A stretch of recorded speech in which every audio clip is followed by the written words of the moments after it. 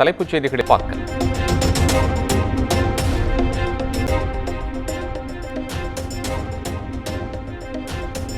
தமிழக காவல்துறையில் 17 IPS அதிகாரிகளை இடமாற்றம் செய்து அரசு உத்தரவு. மேற்கு மண்டல ஐஜியாக செந்தில்குமாரும் நெல்லை காவல் ஆணையராக ரூபேஷ்குமார் மீனாவும் நியமனம்.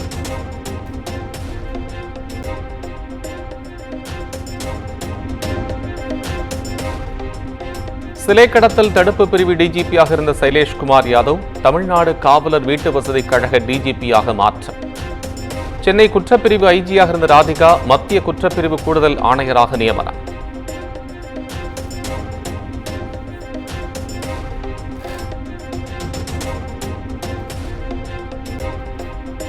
நெல்லை மாநகராட்சி மேயர் பதவிக்கான திமுக வேட்பாளராக கிட்டு என்ற ராமகிருஷ்ணன் போட்டி.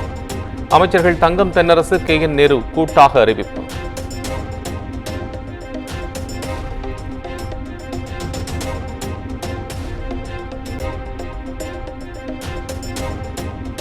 கர்நாடக காவிரி நீர்திறப்பு 87,662 கனஅடியிலிருந்து 89,162 கனஅடியாக அதிகரிப்பு.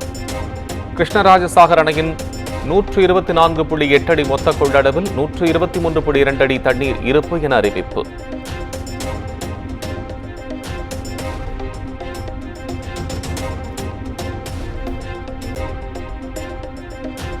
ஆம்ஸ்ட்ராங் மனைவிக்கு வந்த கொலை மிரட்டல் கடிதத்தால் பரபரப்பு. பொற்கொடிக்கு துப்பாக்கி ஏந்திய போலீசார் பாதுகாப்பு.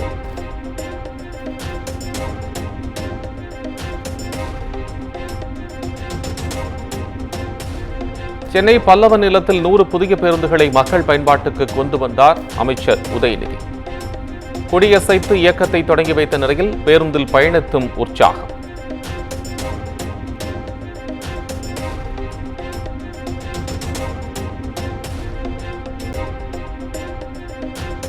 உயர்கல்வி மாணவர்களின் எண்ணிக்கையை அதிகரிக்க மாநில அரசு சார்பில் தொடர் முயற்சிகள் மேற்கொள்ளப்பட்டு வருகின்றன.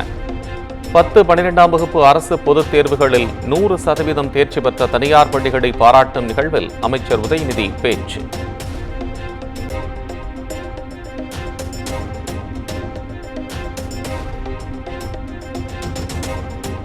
ராயப்பேட்டை அரசு மருத்துவமனையில் 10,27,00,000 கோடி ரூபாய் மதிப்பீட்டில் புற்றுநோய் சிகிச்சைக்கான புதிய கட்டிடம். 7ஆம் தேதி அமைச்சர் உதயநிதி அடிக்கல் நாட்டுவார் என சுகாதாரத்துறை அமைச்சர் மா. சுப்பிரமணியன் அறிவிப்பு.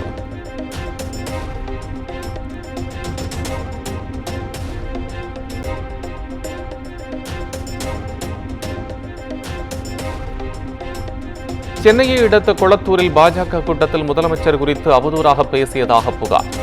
பாஜக நிர்வாகி கபிலனை அவரது வீட்டில் வைத்து போலீசார் கைது.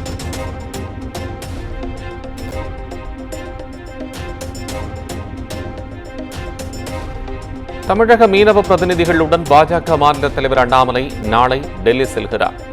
வெளியுறவுத்துறை அமைச்சர் ஜெய்சங்கரை சந்தித்து மனு அளிக்க உள்ளதாக தகவல்.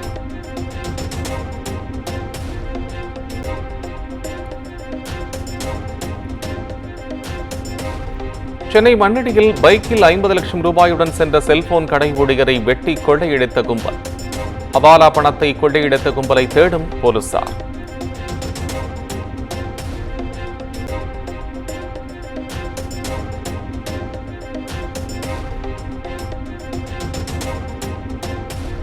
திருவாரூர் மாவட்டம் முத்துப்பேட்டை அருகே ஆபத்தான முறையில் செயல்பட்டு வரும் அங்கன்வாடி மையம்.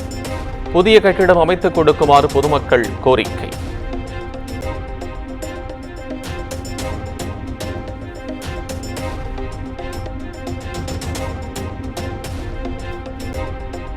ஆடி அமாவாசையை ஒட்டி முக்கிய கடற்கரைகளில் குவிந்த மக்கள். தாமிரபரணி, குமரி, ஆதி சேது கடற்கரைகள், ஸ்ரீரங்கம் அம்மா மண்டபத்தில் கூடி முன்னோர்களுக்கு தர்ப்பணம்.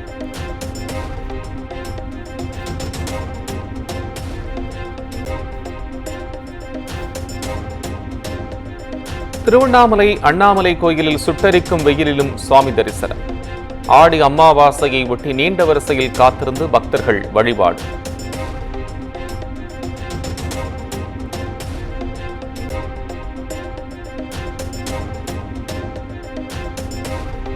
கரூர் அருகே மகாலட்சுமி அம்மன் கோயிலில் தலையில் தேங்காய் உடைத்து நூதன நேர்த்திக்கடன்.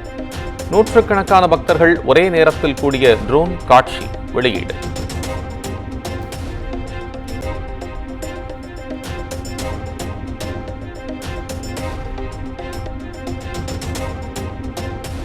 தேனி மாவட்டம் சுருடி அருவிக்கு படையெடுத்த சுற்றுலா பயணிகள். கடும் போக்குவரத்து நெரிசலால் நீண்ட வரிசையில் காத்திருந்த வாகனங்கள்.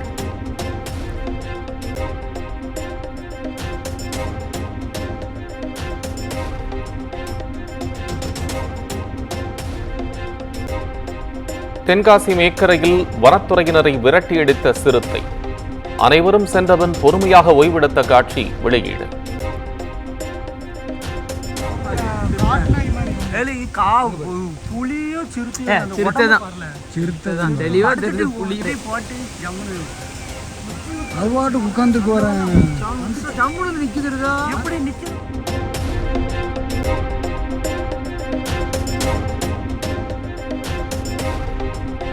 வயநாடு நிலச்சரிவில் சிக்கி உயிரிழந்தோர் எண்ணிக்கை 357 அதிகரிப்பு. நிலச்சரிவால் உருக்குலைந்த வயநாட்டில் 6வது நாளாக தொடரும் மீட்புப் பணிகளின் ட்ரோன் காட்சிகள் வெளியீடு.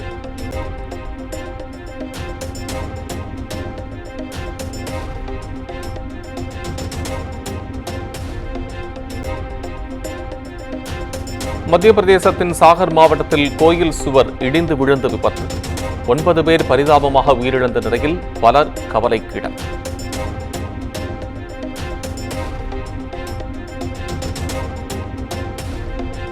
ஆந்திர மாநிலம் விசாகப்பட்டினத்தில் நிறுத்தப்பட்டிருந்த எக்ஸ்பிரஸ் ரயிலில் தீ விபத்து. 3 ஏசி ரயில் பெட்டிகள் தீயில் கருகிய நிலையில் பயணிகள் உயிர் தப்பினர்.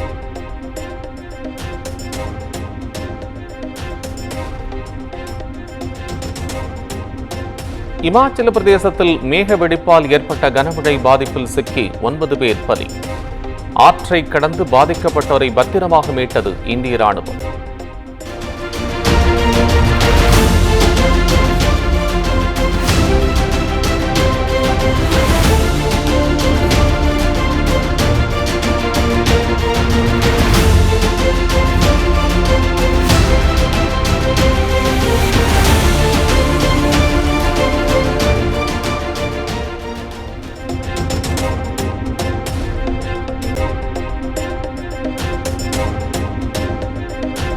ஒலிம்பிக்கில் 2 வெண்கல பதக்கங்களை வென்ற இந்தியாவின் மனு பாக்கருக்கு கௌரவம்.